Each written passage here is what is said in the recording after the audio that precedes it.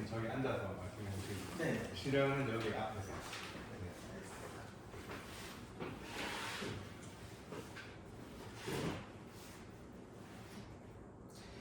수업 설계 시작하도록 하겠습니다. 학생들은 스스로 학습을 점검한 뒤 이러한 학습의 과정, 학습의 결과를 점검할 수 있다면 자기주도 학습의 능력을 증진시킬 수 있게 됩니다. 이는 곧 깊이 있는 학습으로 연결되게 됩니다. 따라서 저는 학생 스스로 학습의 과정 및 결과를 점검할 수 있는 기회를 3가지 설계하였습니다. 첫째, 자기평가를 활용하였습니다.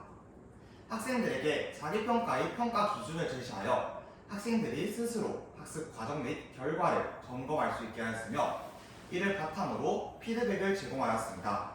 예를 들어 계산을 어려워하는 학생들을 위해 추가적인 학습지를 제공함으로써 학생들이 학습 과정을 되돌아보는 것뿐만 아니라 이를 활용하여 교수학습에 적용할 수 있게 되었습니다. 둘째, 동료평가를 활용하였습니다. 학생들이 토의 토론 활동을 마무리 지은 뒤 댓글로 다른 모둠이 좋았던 점, 아쉬웠던 점, 그리고 새롭게 알게 됐던 점에 대해서 작성하는 시간을 가지게 하였습니다. 다른 동료들과 비교와 대조를 하는 경험을 통하여 자신이 맞다고 생각했던 부분에 대해서는 사고를 정교화할 수 있었으며 부족했던 부분에 대해서는 또래의 시선에서 부족한 부분을 채워나갈 수 있게 되었습니다. 셋째, 질문을 활용하였습니다. 학생들이 부족했던 부분이 있다면 연속 질문을 활용하였습니다. 예를 들어 어림에 대한 개념이 부족한 학생들을 위해서 연속 질문을 활용함으로써 학생들이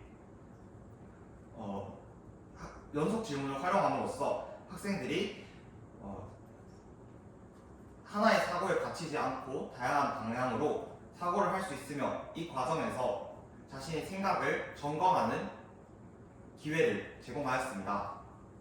이와 같이 자기평가, 동료평가, 연속적인 질문을 활용함으로써 저는 학생들 스스로 학습의 과정 및 결과를 점검할 수 있는 기회를 제공하였으며 이는 곧 깊이 있는 학습과 사유하는 학생으로 연결되어 학생들이 전인적 성장으로 할 수 있도록 하였습니다. 이상입니다.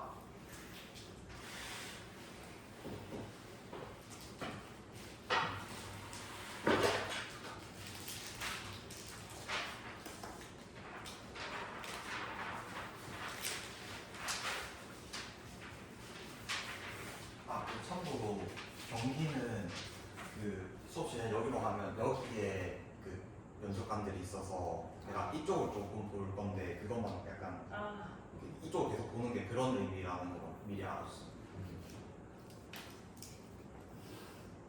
이 벽을 보고 수업시를 한다고 실제로는? 그렇죠. 여기에 면접관이 여기 1, 2, 3 있고 네. 여기에서 작년에 수업 나누니까 올해는 수업 설계를 하고 네. 그 다음에 수업 시연할 때는 여기를 보고 신기하다. 면접관들이 옆모습을 보는 거예요? 네네. 알겠습니다. 그래서 보통 수능 시도할 때 계속 여기를 쳐다볼 건데 그 이유가 네네. 알겠습니다. 수업 시연 시작하도록 하겠습니다. 5학년 2반 다들 첫 번째 배움의 문을 두드릴 준비가 되었나요?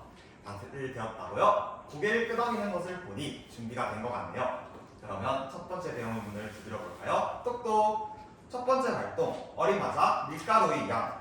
이번 활동은 개별 활동을 하도록 하겠습니다. 여러분, 개별 활동을 할 때 어떻게 해야겠죠? 선생님 설명 잘 들어야겠죠? 그러니 선생님이 활동 설명해 주도록 하겠습니다. 첫째, 문제를 읽고 여러 가지 방법으로 어림해 보도록 하겠습니다. 둘째, 이중수직선에 나타내서 한번 어림해 보도록 하겠습니다. 그리고 셋째, 어림한 결과를 하이러닝에 올려보도록 하겠습니다. 다들 준비됐나요? 그렇다면 문제를 함께 확인해 보도록 하겠습니다. 밀가루 2kg에 0.6만큼 필요합니다. 이 상황에서 여러분 어떤 의미를 것을 식으로 나타내면 어떻게 해야 할까요?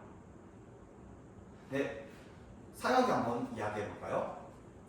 의라는 것은 곱셈을 나타내기 때문에 2 곱하기 0.6이라는 식을 세울 수 있다고 하였습니다.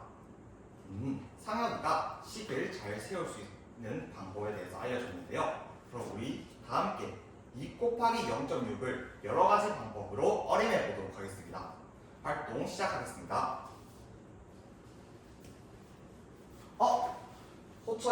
호철이의 활동 신호등이 빨간불이 켜져 있네요. 무슨 이유 때문에 어려움을 겪고 있는 것인가요? 어림을 하는 방법을 잘 모르겠다고요? 충분히 그럴 수 있네요.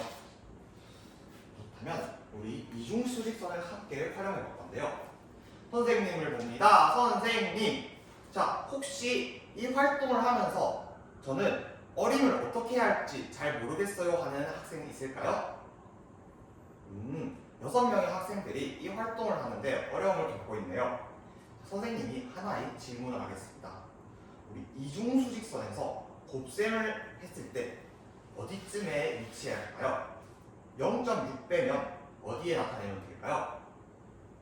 0.5와 1 사이에 위치할 것 같다고요? 그렇습니다. 그렇다면 0.6과 가까운 숫자를 쉽게 계산할 수 있을 때 어떤 숫자에 가까우면 좋을까요? 0.5에 가까울 것 같다고요? 그렇다면 여러분 이중수직선에 한번 나타낸 뒤 어림 활동 계속해 보도록 하겠습니다.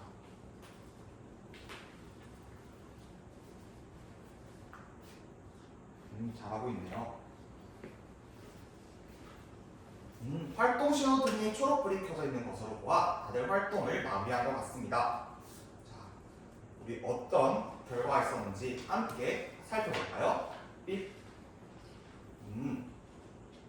1과 2 사이에 여러분들이 어림을 한 학생들이 정말 많습니다. 그리고 이 중에서 1과 2 중에서는 1에 조금 더 가깝게 한 학생들이 많네요. 그렇다면 선생님, 저는 이러한 이유로 여기에 어림했습니다. 한번 이야기해 볼 학생이 있을까요? 네, 상혁이 한번 이야기해 볼까요? 1과 2 0.5와 1 사이에 0.6이 있기 때문에 이 사이에 표시를 했는데 그중 1kg 0.5랑 1을 비교했을 때 0.6은 0.5에 더 가깝기 때문에 1과 2kg 중에서는 1kg에 더 가깝게 표현했다고 합니다. 정말 좋은 의견입니다. 그래서 호철이도 보충 설명을 하고 싶다고 하네요. 호철이 처음에는 활동을 하기 어려웠는데 호철이는 어떤 방법으로 어림을 하였나요? 1보다 조금 클 것 같다고 하였는데요. 왜 그렇게 이야기하였나요? 0.6과 가까운 숫자를 생각하다 보니까 1보다 조금 크게 표현하면 될 것 같았다고 합니다. 상혁이와 호철이가 정말 좋은 의견을 제시했네요. 그렇다면 두 번째 활동으로 넘어갈까요? 두 번째 배우는 문을 두드려 봅시다. 똑똑. 두 번째 활동, 여러 가지 방법으로 계산하자. 이번에는 우리 첫 번째 문제인 2 곱하기 0.6을 구하는 방법을 알아보도록 할 건데요. 짝 활동을 하도록 하겠습니다. 자, 선생님 설명 잘 들어볼게요. 첫째, 그림을 이용해서 구해보도록 하겠습니다. 그리고 두 번째로 분수의 곱을 이용해서 구하도록 하겠습니다. 그리고 세 번째로 자연수의 곱을 이용해서 구하도록 하겠습니다. 우리가 이런 방법으로 구했을 때 첫 번째 활동이었던 어림과 한번 비교해 보도록 하겠습니다. 그러면 그림, 분수, 자연수 순서대로 한번 해볼까요? 활동 시작하겠습니다. 영채는 무슨 이유 때문에 활동에 어려움을 겪고 있나요? 그림으로 나타내는 방법에 대해서 잘 모르겠다고요? 그림으로 나타낼 때는 우리 한번 이것을 10칸으로 한번 나타내 볼까요? 10칸으로 나타냈을 때 이것 중 0.6은 어떤 의미를 가질까요? 10칸 중 6칸. 맞아요. 그렇게 10칸 중 6칸을 색칠하게 된다면 여기에는 10칸 중 6칸을 설치했을 때 결과는 어떻게 되나요? 1.2가 된다고요? 와, 영채 이렇게 성장하는 모습 선생님이 정말 칭찬합니다.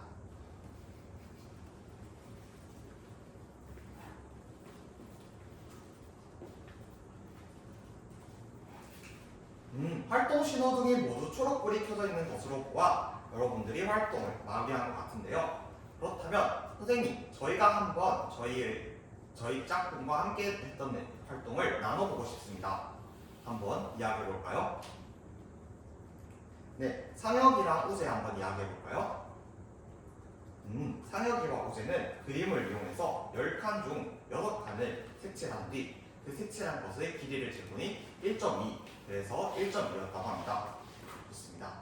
또 다음, 분수의 곱을 이용했던 짝꿍 있을까요? 네, 영채랑 은진이 한번 나와서 발표해볼까요? 2 곱하기 0.6은 2 곱하기 10분의 6과 같으며 이것은 10분의 12인데 10분의 12는 분수를 소수로 나타내면 1.2가 된다고 합니다. 오, 소수를 분수로 나타낸 뒤 곱셈을 하고 그 뒤 결과를 다시 소수로 나타내 주었네요. 자, 그렇다면 우리 영채와 은진이 어림했던 것과 어떤 차이가 있었나요? 1.2라는 값은 처음에 어림했던 1보다는 조금 큰 것과 비슷했다고요. 영채와 은진이는 어림했던 것과 실제 결과가 비슷하였다고 합니다. 좋습니다. 들어가 보도록 할게요. 마지막으로 자연수의 곱을 이용해서 이야기 나누고 싶은 학생 있을까요? 네, 기인이랑 수환이 한번 나와서 이야기해 볼까요? 기인이와 수환이는 4학년 때 등호의 의미를 배운 것을 바탕으로 2 곱하기 6은 12인데 양옆을 0.1배를 하게 된다면 2 곱하기 0.6이 되고 오른쪽은 12가 아니라 1.2가 된다고 합니다. 좋습니다. 우리 기인이와 수환이는 어림과 어떤 차이가 있었나요? 기인이와 수환이도 1보다 컸기 때문에 같은 결과가 나왔다고 하네요. 좋습니다. 그러면 다시 자리에 들어가보고요. 이번에는 자기평가 시간을 세 손가락으로 하도록 하겠습니다. 세 손가락을 든 학생들은 어림과 계산 결과를 잘 비교할 수 있었으며 계산을 여러 가지 방법으로 할 수 있었다면 세 손가락, 두 손가락인 학생은 어림과 계산은 조금 어려웠지만 여러 가지 계산 방법을 통해서 계산을 할 수 있었다면 두 손가락. 선생님, 저는 사실 어림과 계산을 비교하기도 어려웠고 계산을 한 가지 방법 정도로만 할 수 있었어요. 그러면 한 손가락을 들도록 하겠습니다. 다들 눈 감고 손을 들어서 다른 학생 보지 않도록 하겠습니다. 세 손가락도 있고 두 손가락도 있고 한 손가락도 있네요. 선생님이 한 손가락인 학생들에게도 추가 학습지, 그리고 세 손가락인 학생들에게도 추가 학습지를 제공하도록 하겠습니다. 자, 그러면 다들 눈을 뜨고 세 번째 활동으로 넘어가 볼까요? 세 번째 배움의 문을 두드려 봅시다. 똑똑. 세 번째 활동은 계산하자 자연수 곱하기 1보다 작은 소수. 이번에는 모둠 활동을 하도록 하겠습니다. 선생님 설명 잘 들으면서 4명당 한 모둠 만들어 보도록 할게요.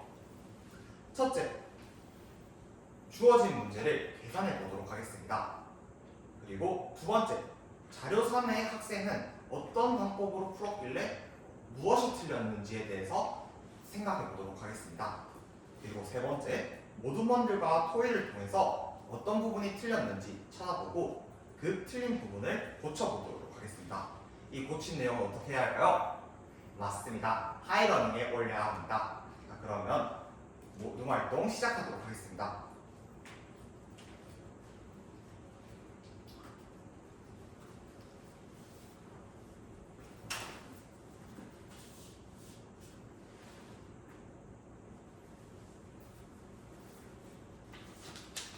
기인이와 수환이는 무슨 이유 때문에 서로 다툼이 있는 것인가요? 기인이가 생각했던 방법과 수환이가 생각했던 방법은 서로 다르다고요? 한번 선생님한테 설명해 줄래요? 기인이는 자연수의 곱셈을 통해서 양변에 0.1, 0.01을 곱해야 한다고 생각했고 수환이는 분수로 바꾼 뒤 다시 소수로 바꿔서 12.4, 0.96이 나왔다고요. 두 가지 방법이 모두 잘못됐을까요? 맞을까요? 방법은 맞는데 서로의 결과는 같은 것으로 보아 방법은 맞는 것 같은데 의견이 다르다 보니까 하이러닝에 올리기 좀 그렇다고요. 그렇다면 우리 육모듬은 기인이와 수환이의 의견을 한번 종합해서 어떻게 하면 할 수 있을지 생각해 보도록 하겠습니다.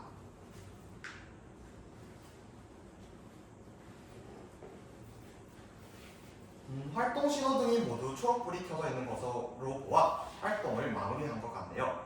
자, 그렇다면 여러분, 저는 이런 문제 때문에 자료 3이 틀린 것 같아요. 이렇게 고쳐보겠습니다. 한번 우리 반 학생들과 나누어 볼 학생들 있을까요? 이모듬이 손을 들었네요. 이모듬 한번 나와서 발표해볼까요? 이모듬은 자연수의 곱셈으로 양변에 같은 수를 곱하면 등호의 의미상 같아집니다. 따라서 첫 번째는 31 곱하기 0.4는 31 곱하기 4로 한 다음 여기 양변에 124에서 양변에 0.1을 곱해야 하기 때문에 124가 아니라 뭐라고요? 12.4가 돼야 한다고요. 맞습니다. 또 8 곱하기 0.12도 같은 방법으로 어떻게 되죠? 맞아요. 96이 아니라 0.96이 되어야 한다. 좋습니다. 이모듬 다시 자리로 들어갈게요. 이모듬은 자연수의 곱셈의 방법을 사용하였네요. 그렇다면 다른 방법이 있을까요? 네, 3모듬 한번 나와서 발표해 볼게요. 3모듬. 3모듬은 분수를 바꾼 다음 다시 소수로 바꾸었네요. 그러면 31 곱하기 0.4는 10분의 124를 다시 소수로 바꾸어 12.4로 8 곱하기 0.12는 그쵸 100분의 96을 소수로 바꾸어 0.96이라고 말해주었네요. 좋습니다. 이렇게 3모듬은 분수를 소수로 바꾸고 소수를 분수로 바꾸고 다시 분수를 소수로 바꾸었네요. 3모듬 다시 자리에 가보도록 하겠습니다. 마지막으로 6모듬이 손을 들었네요. 6모듬 한번 나와볼까요? 6모듬은 소수의 자릿수만큼 이동을 시키면 결과에서 이동을 시키면 된다고 하였습니다. 처음에는 6모듬의 모든 원들과 다툼이 있었는데 소수점의 자리를 이동시키는 방법으로 같이 타협을 하는데요. 정말 협동하는 모습 칭찬합니다. 6모듬 자리로 돌아갈게요. 자, 이제는 댓글로 하이러닝에 다른 모듬에서 좋았던 점, 아쉬웠던 점, 그리고 새롭게 알게 됐던 점이 있다면 한번 댓글을 다는 시간을 가져보도록 하겠습니다. 6모듬이 정리를 잘해주었다. 어린과 비교해보니 이런 방법도 있었다. 다양한 의견들이 나왔네요.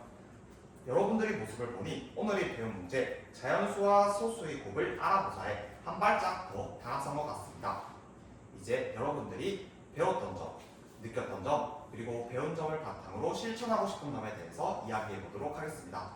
이상으로 수업 시간 마무리하겠습니다.